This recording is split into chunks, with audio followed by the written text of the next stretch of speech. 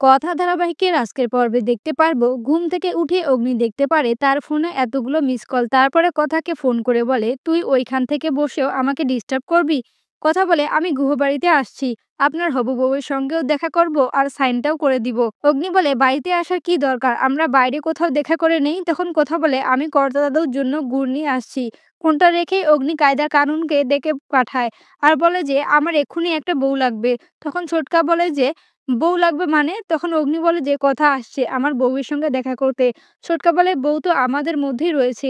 প্রত্যয় যদি নিজের গোঁফটা কেটে ফেলে, প্রত্যয় রাজি না হয়, সবাই ঋতুপর্ণাকে রিকোয়েস্ট করে আর ঋতুপর্ণা সেলুনে এসে কায়দা করে প্রত্যয়ের গোঁফটা কেটে ফেলে।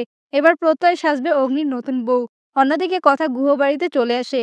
সেখানে সবার আগে অগ্নির হবু বউয়ের সঙ্গে দেখা করতে চাইলে সবাই তো জানে যে প্রত্যয় এখনো রেডি হয়ে আসেনি।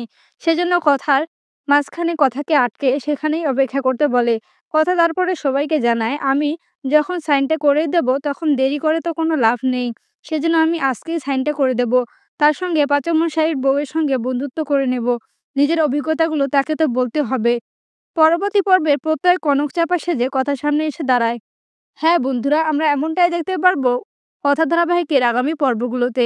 আমার ভিডিওটি ভালো লেগে থাকলে লাইক করে দিন। কথা ধারাবাহিকের নতুন নতুন আপডেট পেতে আমার চ্যানেলটিকে সাবস্ক্রাইব করে পাশে থাকা বেল আইকনটি ক্লিক করে রাখুন। ধন্যবাদ।